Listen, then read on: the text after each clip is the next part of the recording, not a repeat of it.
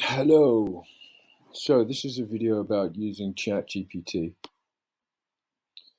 to do essays. And this is the introduction. So hello, I'm Peter. This video takes us through a use case of blending artificial intelligence with human intelligence. That's you and me, to answer a question. Why is this timely? Well, because there's a lot of people talking about ChatGPT. There's got a lot of hype behind it. A lot of people talking about new tools, but I'm more interested in how we use the tools well. So the technology is new. It can be used naively or it can be used well. So naively is you whack the question into ChatGPT, you copy and paste it, and you hand the work in as your own. How's that going to work out? Well, in the medium term, once teachers get their act together, not well. So most people just give it the question, they copy paste it. It's fast, but you learn nothing.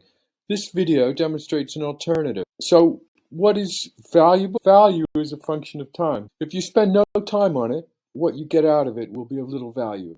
It's not plagiarism, but it's still cheating, but the person being cheated is you. I sound like I'm like what my mother said to me when I asked about this question. But it's true if you feel into it. You devalue yourself and you fail to explore your potential. Let's see if I can't demonstrate it. So the question could be coursework, or it could be an exam question from a past paper. The question that I've chosen is generic. It's not taken from actual exam or curriculum. And the question is time speeding up? And no more information than that is given. What you will learn here is independent of the question. It's a way of working that will hold you in good stead in every subject. This video is aimed at students in senior high school or in university. Instead of simply giving the bot the question to answer for you, this video demonstrates a better way of doing it. Okay? So, let's get started. So I've had a bit of time to think about it and put some flesh on the points that came up with in answering the question, is time speeding up? And the header points that we took out of it were science, age, and progress. Is time speeding up from the point of view of science? No. And because of Einstein's theory of relativity. And I think I need to find out more about that so I can say something reasonable. So if it's not physically speeding up, it's to do with perception. This is the heart of the argument that I want to make, is about progress. So I've got this idea of so much change in so short a time span. There's not much time or no time for the people that are involved to get used to it. The world moves on, society gets addicted to change. This is like progress. Change becomes expected. And so my central argument is going to be that time appears to speed up because the people who are in it speed up. They're moving more quickly, they're communicating more quickly.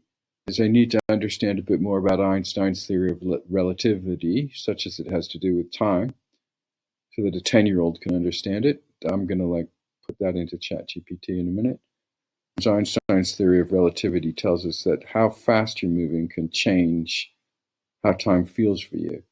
It's like a magical race where the faster you go, the slower time feels for you. The argument that I was making was that time speeds up the faster you go, but Einstein says that time slows down the faster you go. So let's just get that right. Let's keep that. So that's good because that's going to give us something to contrast my answer with Einstein's answer, which is going to feel good, which is going to be a nice structure. Okay, so if we have a recap of where we are, we've got the basis of an answer coming to mind. It's going to start with science and Einstein and the idea about faster and slower, depending on how fast you're moving. And then I'm going to argue against that in the perception of time. This is the central guts of the argument that I'm going to be making. Okay, so let's stop now and come back when I have a draft of what my answer is going to look like. I just wrote this, and I didn't think too much about it. I just sat down and wrote it up. This is all me. nothing to do with the bot, nothing to do with ChatGPT. In contrast to the notion that time is speeding up, Einstein's theory of relativity, in simple terms, suggests that the faster you go, the slower time moves. However, Einstein was speculating on bodies moving at the speed of light, and practically speaking, as time is the measure of the rotation of the Earth on its axis, which is constant, we can say that time neither speeds up nor slows down. We can, however, consider that our perception of the speed at which time passes is constantly changing. Okay, so what did I want to say? This. Did I say it? I think I did.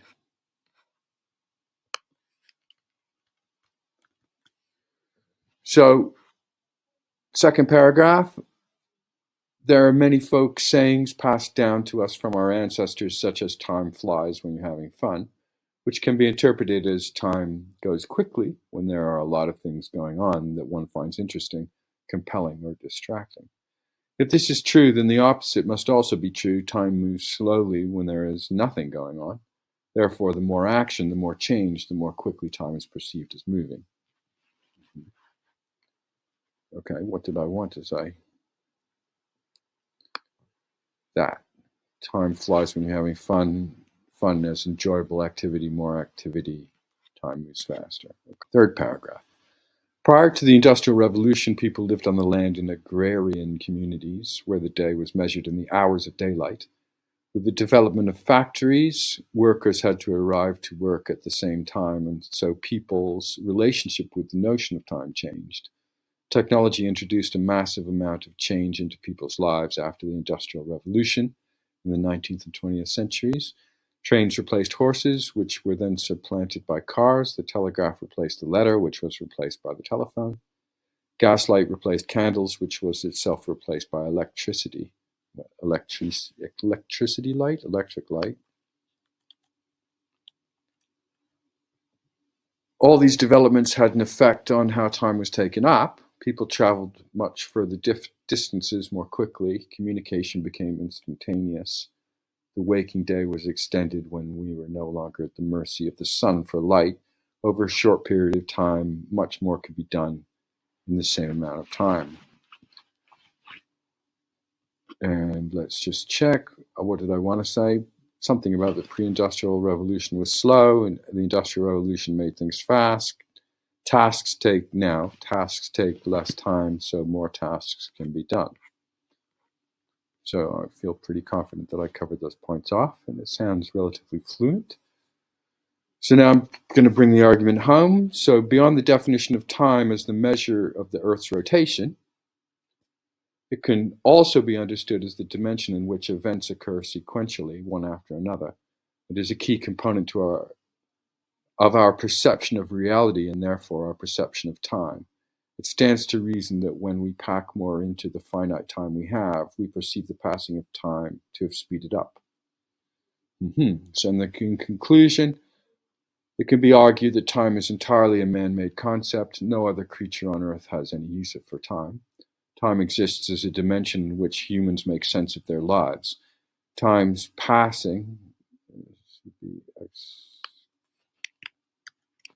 and the perception of time's passing cannot be separated. Therefore, as the pace of technology change accelerates along with the social change it causes, so can we say that time itself is speeding up. So how long did I take to write this? It was under 60 minutes. What is the most interesting point in the argument? So time's passing and the perception of time's passing cannot be separated. I think that that's a strong point. Okay, so let's finish this up. Let's talk about the power of prompting. So, why didn't I just prompt ChatGPT originally with "is time speeding up"? Well, I did do that. But what I got was a weak essay. Well, I wasn't satisfied or happy with it. So the second thing I could do, my prompt 2, is I could say, write me an essay arguing that time is speeding up because the passage of time and the perception of the passage of time are the same thing, which gives me a much better essay, I have to say. but not exactly what I want, not exactly a complete essay. So I try again. Write me an essay arguing that time is speeding up because the passage of time and the perception of the passage of time are the same thing. Thus, if people experience time speeding up, it is. Base the argument on the rapid changes in technology and its impact on society since the Industrial Revolution. Okay, so here we have the essay that it produces, and some of it's been grayed out and some of it in bold to make it easier for us to go through it. Now, it has to be said, this essay is considerably better, is much better. So there emerges a compelling argument that time is indeed speeding up. This assertion stems from the notion that the passage of time and the perception of its passage are intrinsically linked, suggesting that if people experience time accelerating, then it is, which is exactly the prompt.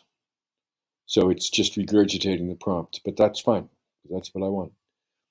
So the pace of life quickened, the perception of time began to shift as well.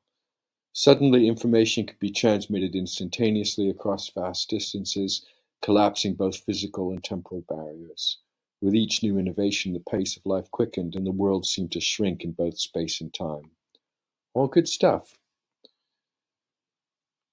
So, the stimuli bombards individuals, leaving little time for reflection or contemplation.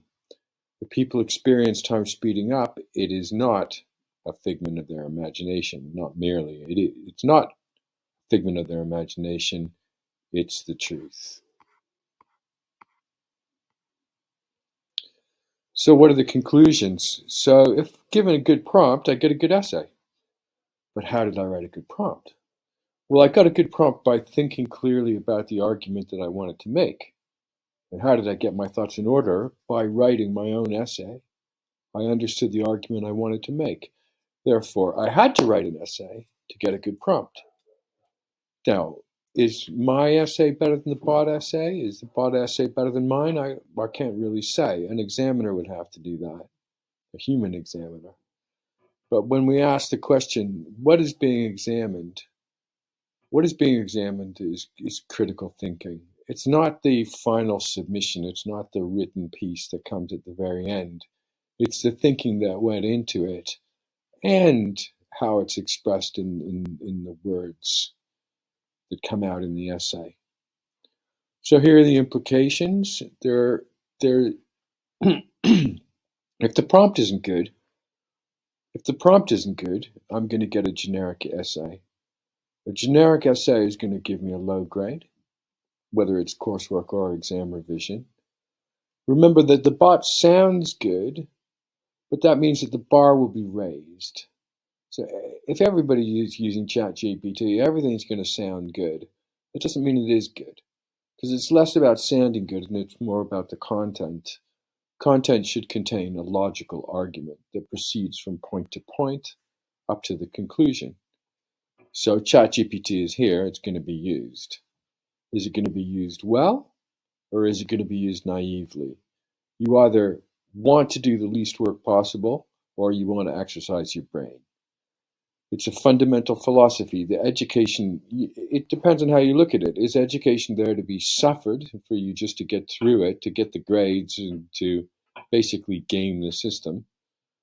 Or is the impression of education, it's the impression of education, grades, versus education itself, the ability to think. Used well, it's motivating and engaging. It's quicker. You learn editing skills, and you learn to read beyond the gloss, look beyond how it sounds. Don't surrender and believe the bot is smarter than you. It's really not. I hope that you found this informative and interesting. I certainly have found it informative and interesting to make it. See you